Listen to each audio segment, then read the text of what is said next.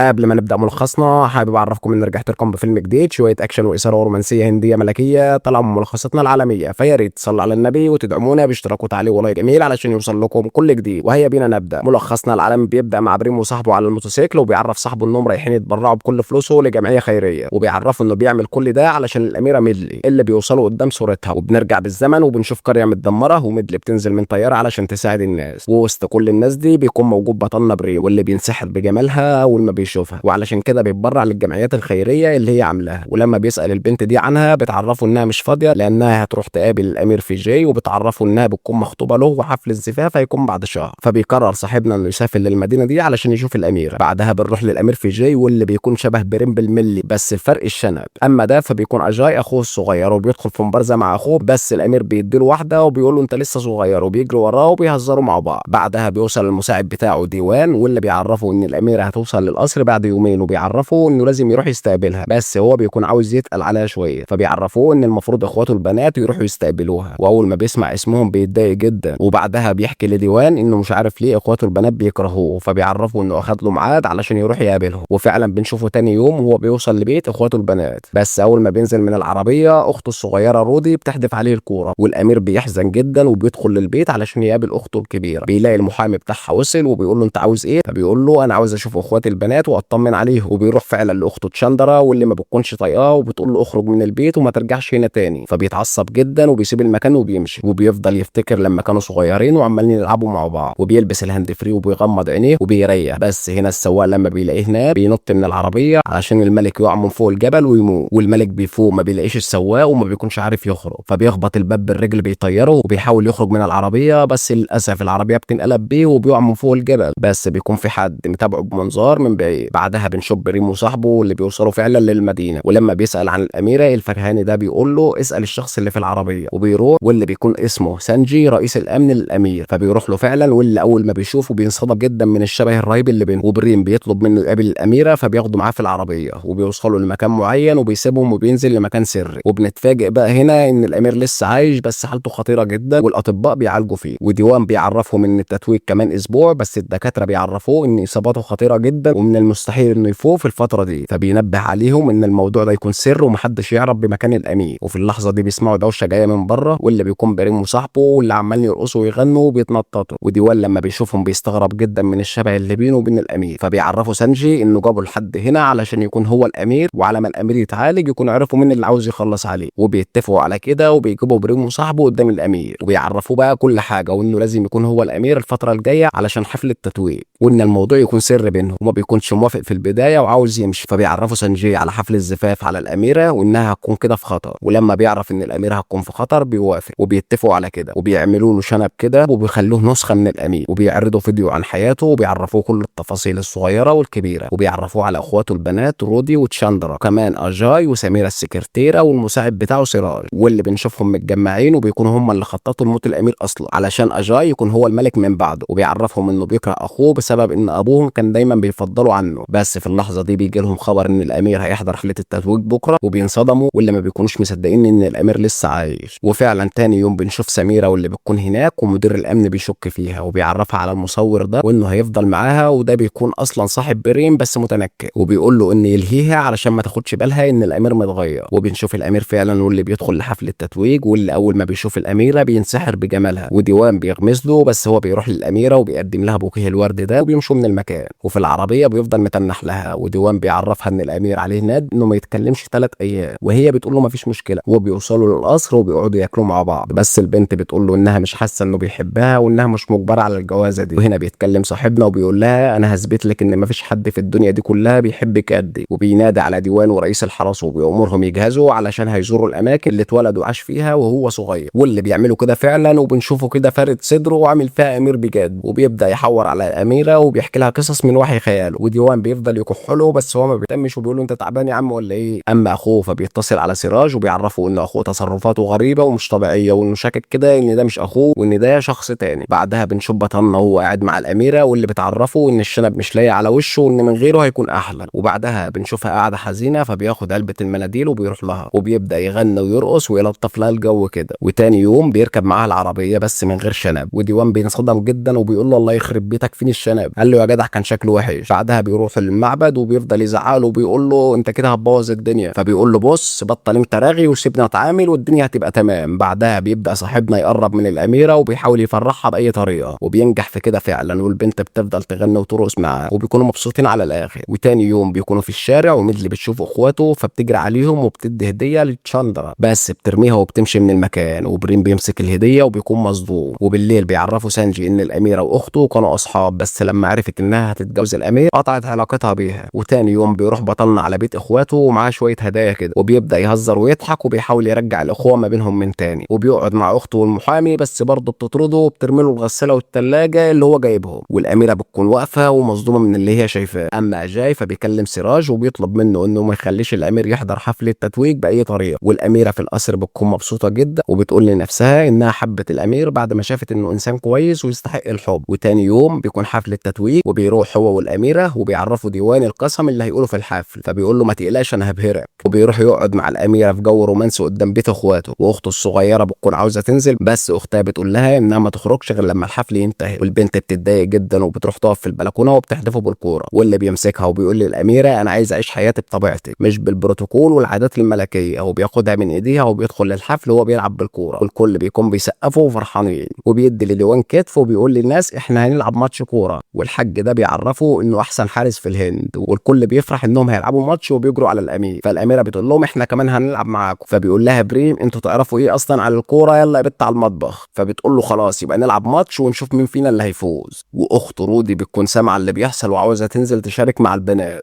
وبريم بيجيب اول جون وهو شايل الاميره، بس رودي بتقرر انها تنزل وتلعب مع البنات وبتعمل كده فعلا، وبتاخد الكوره وشوطه من بتاع كابتن ماجد بتاخد الحاج ده وبتدخل جوه الجون، والبنات بتكسب وبريم بيشيل اخته والكل بيكون فرحان. بس اختها بتتضايق جدا وبتنزل تسحب البنت من ايديها وبتلم لبسهم علشان يمشوا من المكان كله، بس بيجي بريم وبيقول لها شوفي انت عاوزه ايه وانا اعمله لك. فبتقول له اول شرط ان انا اقعد في القصر اللي امي اتحرمت انها تقعد فيه بسبب والدتك الاميره، وكمان تكتب لي نص ثروتك. واللي بيوافق على كلامها، بس لما بيرجع دوام بيكون متعصب عليه جدا وبيقول له الله يخرب بيتك انت لا تنفع امير ولا غفير حتى، وبيطرده هو وصاحبه من المكان. بس في اللحظه دي بيجي له تليفون وبيروح للمكان السري، بيلاقي الامير مش موجود وكل الحراس مقتولين، وبيلاقي رساله من اخوه جاي وبيكون هو اللي خطف الملك، وديوان بيغمى عليه. ولما بيفوق بيكون جنبه سانجي وبيعرفوا انهم قبضوا على شوتان، وبيجي بريم وصاحبه وبيبدا يحكي لهم ان لما كانوا صغيرين كانوا عايشين في بيت واحد، ووالده فيجي كانت متوفيه، وقرر الامير انه يتجوز اتنين، الاولى خلفت اخوه اجاي والتانيه خلفت البنات. وفي يوم كانوا بيلعبوا وتشاندرا كانت هتوقع اجاي من فوق القصر ولحقوه في جي، بس امه اتضايقت جدا وضربت البنت بالقلم، وام البنت ما سكتتش واتعصبت جدا وقالت للملك يا انا يا هي. ومن هنا الاسره اتفرقت وكل واحده اخذت اولادها ومشيت من طريق. وبيقول ديوان لبريم انت الوحيد اللي تقدر تصلح العلاقه بين الاخوات من تاني، وبريم بيقول له ما تقلقش هبهرك. وتاني يوم بيكون حفل التتويج واخواته بيوصلوا للقصر، وبيبدا المحامي بتاعه يقول ان الامير كتب القصر باسم اخواته البنات، وكمان بيكتب نص ثروته لاخواته. وتشاندرا بتكون مش مصدقه ان اخوها فعلا عمل كده، وبتنزل تعمل له مراسم التتويج وهي بتعيط وبتقطع كل الاوراق وبيحضنوا بعض. ومن هنا الاخوات بيرجعوا حبايب من تاني وبيفضلوا يرقصوا ويغنوا ويستمتعوا بوقتهم على الاخر. بس اجاي الوحيد اللي بيكون متضايق لانه عاوز يكون هو الامير. وبالليل بنشوف الاميره واللي بتكون بتغني للامير لانها خلاص بتكون حبته رسمي، وبيعملوا كمان مع بعض الاكل وبيقعدوا ياكلوا على الارض وبيقضوا وقت لطيف على الاخر، وبتخرج ودماغها على كتفه في جو رومانسي جدا. بس في اللحظه دي بيدرك بريم انه بيحب الاميره، بس هو مش الامير، هو بيحبها شخص تاني، وبيكون حزين جدا. بعدها بيروح لديوان وبيعرفه انه مش قادر يكمل لانه حب الاميره بجد. بس في اللحظه دي بيدخل سانجي ومعاه سراج، واللي بيقول لديوان انه كان مراقبه لحد ما عرف مكان الامير واخده. وساعتها اول ما فاق الامير شاف اخوه سراج قدامه، وساعتها عمل نفسه بيكلم بريم قدام الملك وبارك له انه هيتجوز الاميره كانه شغال معاهم يعني وكده علشان الامير يقتله. سلموني شوتان هسلم لكم الامير. وبياخد بريم علشان يوصلوا لمكان الامير، وبيوصلوا القصر موجود في وسط البحر وشكله جميل جدا، وبيكون موجود هناك اجاي وبيكون شارب كتير وسكران على الاخر، وبيقول لبريم عامل نفسك ملك وبيضحك. وسراج بياخد بريم في متاهه وبيبدا يحكي له ان هو اللي حرض اجاي على اخوه علشان لما اجاي يقتل الملك هيتسجن وساعتها الحكم هيكون من نصيبه. وبيحسوا بزلزال فبيقول له ما تخافش ده الامير متعصب شويه، وبيديله المفاتيح علشان لما يفكوا الامير يقتله. وفعلا بريم بيدخل والامير بيكون متعصب ومتقيد بسلاسل، بس بيستغرب لما بيلاقيه بيفكه